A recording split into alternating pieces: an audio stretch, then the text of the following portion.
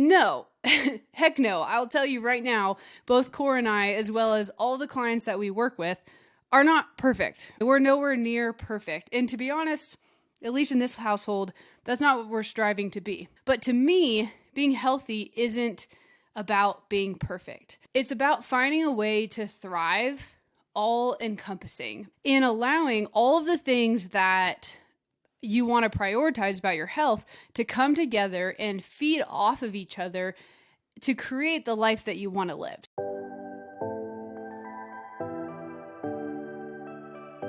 Hey guys, this is Coach K, and you're listening to the Making Changes, Breaking Barriers podcast, where we talk about you. This is about you, your mind, and your path. I'm going to just jump right into today's topic because this is one I've been thinking about, researching, and formulating for a while. So I am very excited about it. This is a topic that does get talked about a lot in some ways, but in many other ways, it doesn't get talked about enough. And that's what we're going to dig into today. So as someone who works in the health profession, and for those of you who don't know, I wear a few different hats. I have talked about this a little bit in previous episodes, but I'll explain it further. I work full-time for a company called Redefining Strength. And in my position there, I work one-on-one with clients remotely, where I am programming out personalized fitness programs for them that are, like I said, totally personalized. So they're based on that person's ability at that point, their goals, their age, previous injuries, all of that. We take all of it into account. And then in addition, I'm also helping them with their nutrition. So we're coming up with nutrition plans for those clients and focusing on that. Those are the two main aspects of my role. Although, as you can imagine, when I'm working with a client on those two things, the mindset piece of things, as well as changing habits, changing routines, all of that comes into play as well. So we do focus on things like drinking enough water, overall activity level for the day, staying motivated, staying inspired, staying consistent with their goals. All of that is really part of the daily conversation I have with clients all the time. Then, as my side projects and passions, I also produce this podcast, obviously, as a way of helping others live more inspired and purposeful lives. That's my big goal for this podcast, really to live healthier lives when you put it, in a different way. And lastly, I also have a select few one-on-one life coaching clients and in person here in Bend, Oregon, one-on-one personal training clients that we have just recently started training in our home garage gym, which I'm very, very excited about. So I have a lot going on, but my point in explaining that is that pretty much everything I do, and I'll include Cora in that boat as well, because she does a lot of those same things from a career standpoint that I do as well. So everything our household does on a daily basis, especially when it comes to our career and even in our personal life as well, is engulfed in this idea of trying to be the healthiest human beings we possibly can be. Now, does this purely mean eating perfectly all the time and working out every single day and never indulging and never drinking alcohol and never having a lazy day and so on is what we do in this household? No, heck no. I'll tell you right now, both Core and I, as well as all the clients that we work with, are not perfect. We're nowhere near perfect. And to be honest, at least in this household, that's not what we're striving to be. But to me, being healthy isn't about being perfect. It's about finding a way to thrive, all encompassing, in allowing all of the things that you want to prioritize about your health to come together and feed off of each other to create the life that you want to live. So let me give you an example. When you prioritize sleep, you may find that you're able to be more productive at work, and ultimately maybe even work less hours, which means then you have more time with the kids in the evening, which then brings you more joy, which then releases a more positive set of hormones in your body, which then ultimately helps motivate you to want to eat healthier and so on and so on and so on. You see where I'm going with that. So with all that being said, there's one part of the health journey that is talked about a lot and that is researched a ton, and that we do flat out know without a doubt when it happens in an extreme sense is really bad for us. And that is chronic stress. Chronic stress is a major issue in our country and can have lasting effects. Just to throw out some numbers to explain further the severity of this issue, the American Institute of Stress reports that around 1 million Americans miss work each day because of stress. 55% of Americans are stressed during the day. 94% of workers report feeling stress at work. 63% of U.S. workers report they're ready to quit their job to avoid work-related stress. And around 33% of people report feeling extreme stress. So when stress is actually distress or long-term or chronic, it can have big negative effects on our body. And this is the part of this conversation that I was saying, it's pretty well known. It's very, very well researched and something that, is known within our society. When the body is stressed, muscles tense up. Muscle flexion is a reflex reaction to stress, okay? So when muscles are tense for long periods of time, this may trigger other reactions of the body and even promote stress-related disorders. So for example, both tension-type headaches and migraine headaches are associated with chronic muscle tension in the area of the shoulders, neck, and head. Also, musculoskeletal pain in the low back and upper extremities have also been linked to stress. So this type of stress also can affect, and when I say this type of stress, I'm talking about chronic stress, can also affect our cardiovascular system. Again, I think we know this, but chronic stress or a constant stress experience over a prolonged period of time can contribute to long-term problems for heart and blood vessels. The consistent and ongoing increase in heart rate that is caused by this chronic stress and the elevated levels of stress hormones like cortisol and of blood pressure can take a real big toll on the body. And this long-term ongoing stress can increase eventually the risk of hypertension, heart attack, or stroke. So honestly, there are many other negative effects of chronic stress, but I don't want to take up too much of the time on this episode to talk about that because I do believe this is something our society is convinced of at this point. But as you noticed, I was specifically talking about chronic stress in that instance. And I think what is less understood is that there are different types of stress and levels of stress. And dependent on this, not all stress can be bad. And that's where this episode is going. I started formulating this idea for this podcast episode a few weeks ago because this question kept popping into my head of, is there a way to live a stress-free life? And believe it or not, as I started digging deeper into the research here, there is. According to research done at Penn State regarding stress, their studies have found there are some people who actually don't experience stressors on a daily basis. And I know that's hard to believe, so let me explain further. I'll kind of get more into the study here. The researchers used data from 2,711 participants for the study. And prior to the start of the study, the participants completed a short cognition test.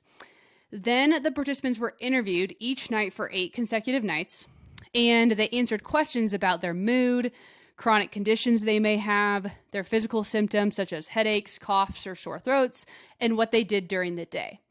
Then the participants also reported the number of stressors, like disagreements with friends and family or a problem at work, and the number of positive experiences such as sharing a laugh with someone at work or at home, and had experienced, that they had experienced in the last 24 hours. So after analyzing the data, the researchers found that there were about 10% of the participants, right? 10% of that, like 2,700, who reported no stressors throughout the day. And these participants were less likely to have chronic health conditions and experience better moods throughout the day.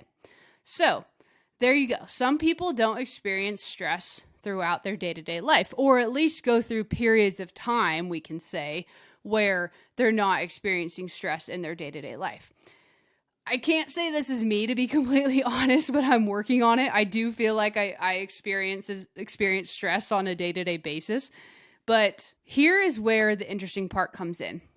In that same study, while those participants who experienced no stressors did have a lower risk of health issues and a better mood throughout the day, they also performed lower on cognition tests and the difference equaling more than 8 years of aging. I found that super interesting. And they were also less likely to report giving or receiving emotional support, as well as less likely to experience positive things happening throughout the day. So wait a minute, we think stress is bad, right? I thought we knew that. But then there's people who experience no stress, which we would think is a really good thing, and it's not necessarily, at least in some ways.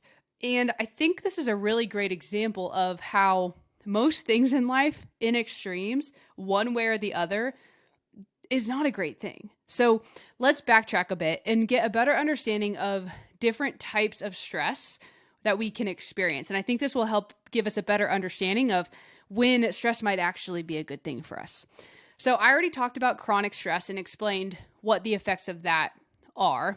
But just to be clear, chronic stress can basically be the cost of living our daily lives. It can be the constant stress over days and days and weeks and months of bills, kids, jobs, health, so on and so on. And this is the stress we tend to ignore or push down, which actually just kind of keeps it there, right? It allows it to linger over a very long, consistent amount of time.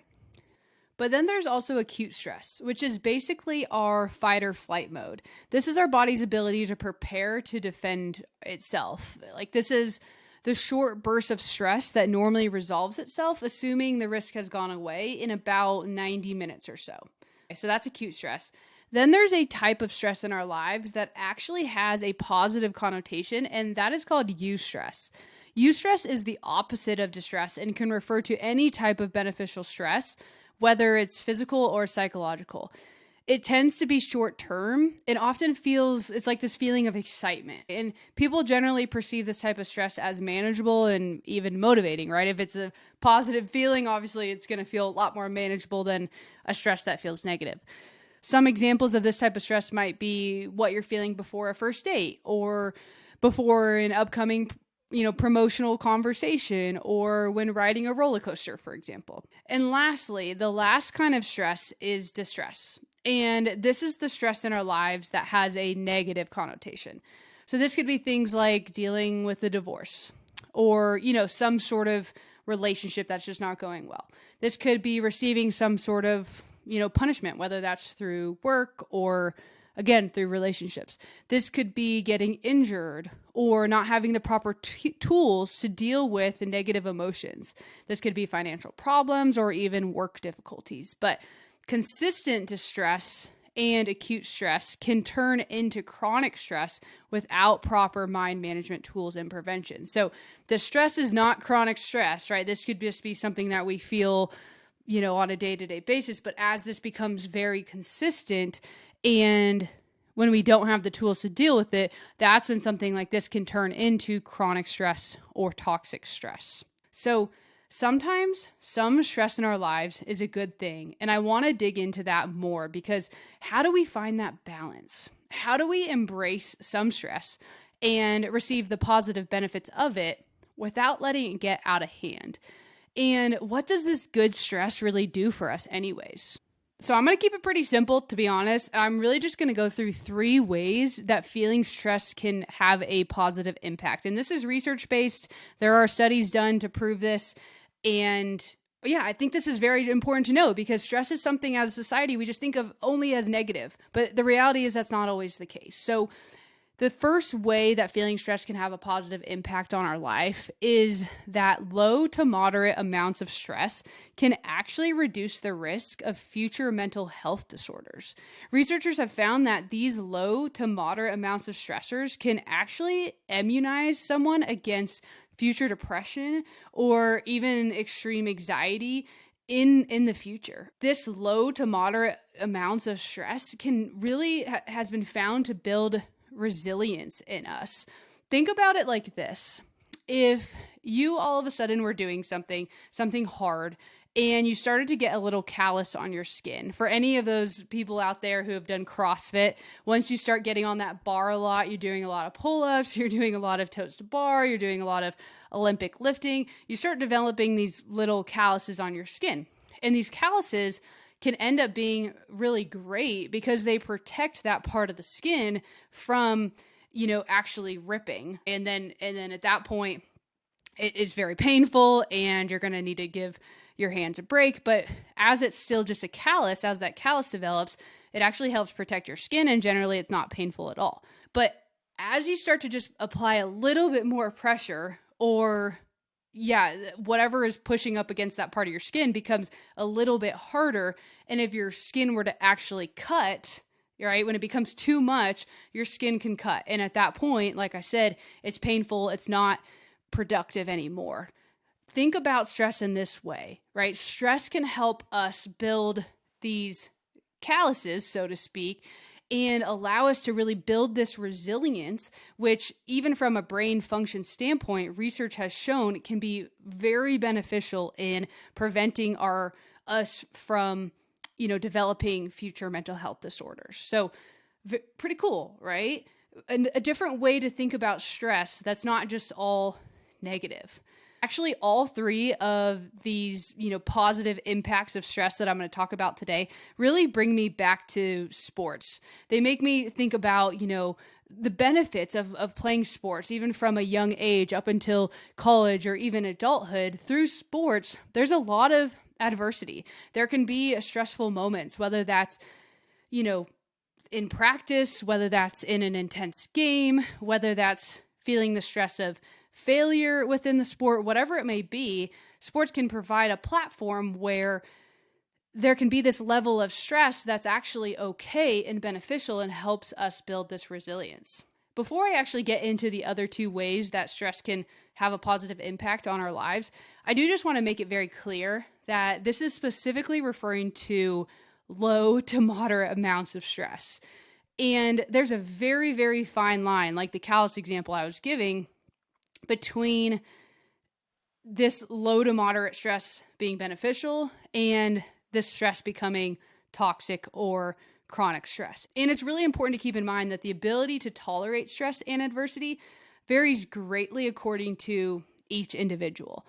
Things like age, genetic predispositions, and having a supportive community to fall back on at times, as well as past experiences, right? Past traumas as a kid, and so on, all play a part in how well individuals handle challenges. So while a little stress can be good for cognition, the researchers who did these studies do warn that continued levels of high stress can be incredibly damaging, both physically and mentally, and that fine line between what's a low to moderate amount of stress for me versus you could be very different based on, like I was saying, age, genetic predispositions, supportive community, as well as past traumas. And so this is something that obviously as someone's growing up, when they're a kid, even a young adult, this can be very hard to find, right? This balance. But as we become adults, we become more mentally mature.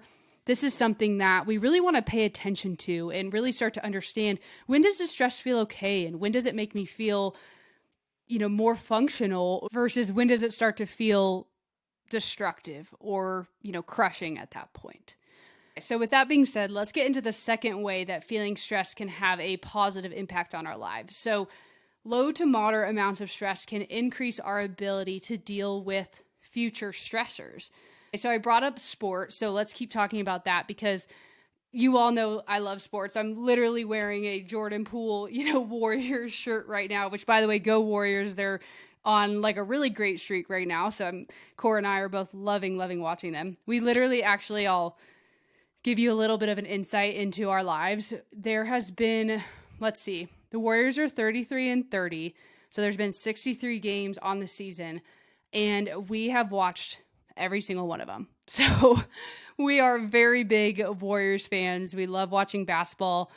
Speaking of that, it's March. So this is a huge, exciting time of year for basketball fans. Probably one of my favorite months, to be honest, purely for that reason. But anyways, let's get off that topic. I could do a whole separate podcast about basketball, but here's my example. Take Steph Curry. Steph Curry is one of the best free throw shooters of all time. And he's, I don't know exactly what his career average is, but I believe it's somewhere around 91% free throw shooting for his career. So when he first came into the league, or even go back to college or even high school, he most likely had a moment where he was in a big game and got fouled, end of the game, and he had to step up to that free throw line and hit a very important free throw. Maybe it's a free throw that he needs to make in order to keep his team in the game, or maybe even to win the game. Talk about stress, right? There's a lot of stress, a lot of anxiety potentially in that moment. And I'm going to guess that at some point he felt that. He felt that stress, he felt that anxiety. Now, you repeat that same moment over many, many, many years. Steph Curry has now stepped up to the free throw line many times in many stressful situations, NBA finals, many big playoff games. And as that stressor, which is it is a high amount of stress, but for him, as he's repeated it over and over, the stress starts to feel less and less. And he has gained the ability to be able to handle that stressor in the future. I'm going to guess now, when he steps up to the free throw line in a big game, all right, take last year's NBA Finals, for example, he maybe feels a little bit of pressure, a little bit of stress. It's hard to believe that he wouldn't feel any, but he's able to deal with it, right? He has his tactics. I remember when I'm not a Steph Curry, but I did play college basketball. I remember that, and I had a pretty good free throw percentage. I think I was on my career free throw percentage was around like 88%. And I remember when I used to step up to the free throw line, my tactic, my way to deal with the stress was to try and not think about everything that was around me, not to look at the crowd. There was a spot at the backboard I would focus on, and I would actually put myself back in my home driveway, my parents' house, the house that I grew up in, the house that I sat there and shot hundreds and hundreds of free throws in order to try and be better. I'd put myself back in that spot. I'd envision that, and I would picture that hoop that I shot at all the time, where at one point I made 96 out of 100 free throws.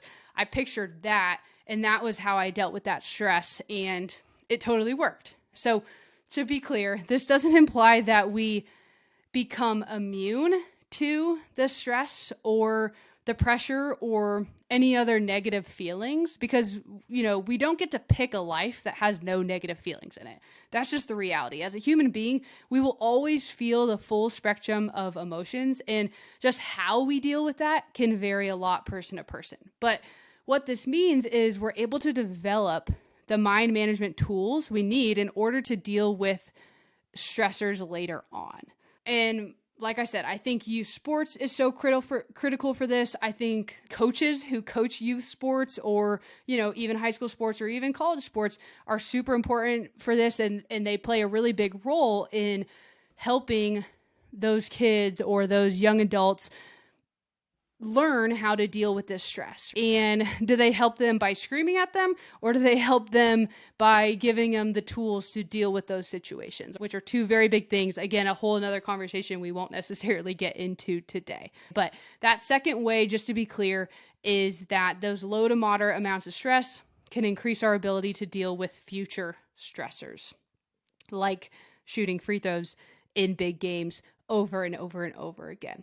So then lastly, the third way feeling stress can have a positive impact on our lives is that low to moderate amounts of stress can help us reach our optimal performance levels. So like I was saying before, resilience, right? Those low to moderate amounts of stress can really make us more resilient. To a point, there's a fine line, I'll just reiterate that, but it really can. It can help us be more resilient. In addition, it also can help us be more productive and can help us have an increased attention and interest in something. I'm looking at this chart and I wish you guys could see it, but on the y-axis we have performance, on the x-axis we have stress, and there's this bell curve that goes up, right?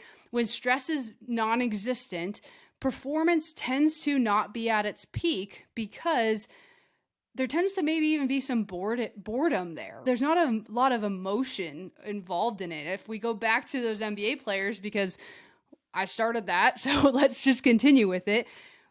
There's a lot of emotions that go into, a lot of passion that goes into them being so good at what they do.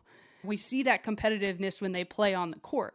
So if there's no stress, generally performance is not going to be at its peak. But as that stress starts to rise, there's a point right at the top of that bell curve where you reach optimal performance. Now, with that being said, as that stress continues to rise along that x-axis, that bell curve continues and will start to go down, right? It will start to create strong anxiety, and to the point where all of a sudden there could be a complete meltdown. So take our free throw example. If someone doesn't have the tools to manage that situation, maybe they've never stepped up to the free throw line before. In a big moment, you take someone who never shoots free throws, all of a sudden they somehow get fouled at the end of the game and they have to step up in front of thousands of people and shoot a free throw. They might not have the tools. They've never dealt with it before. There's going to be a lot of stress in that moment, which is going to cause a ton of anxiety and a complete meltdown. So again, there's a fine line, but a low to moderate amount of stress can actually be super beneficial to allow someone to reach optimal performance. And obviously I'm talking about sports in that moment, but this can be the same for work. If we went about our job every day and there was zero pressure, there was zero sense of responsibility, there was zero risks being taken, most likely our interest, even our motivation, our attention to detail would be less so. We most likely wouldn't be hitting our optimal performance. That little bit of risk taking and that little bit of responsibility and all that causes a certain amount of stress, which can help us be really, really good at our job. So with all that being said, those are 3 ways that feeling stress can have a positive impact on our lives.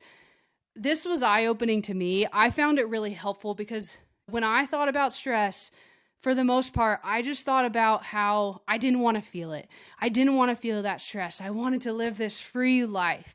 But when I started thinking about it in this way and how stress can be actually beneficial to me and it can help me be better at my job, it can help me be better in my relationships, it can help me be better in the future when I do, stressful things happen that are out of our control. Some of it we can control and some of it we can't. But when some of that stuff happens in the future that is stressful and it's tough and it's out of my control, I'm going to be able to handle it because I have dealt with this low to moderate amount of stress in my day-to-day life that is that at that low to moderate level. So that's what I have for you guys today. Like always, I'm going to leave you with this.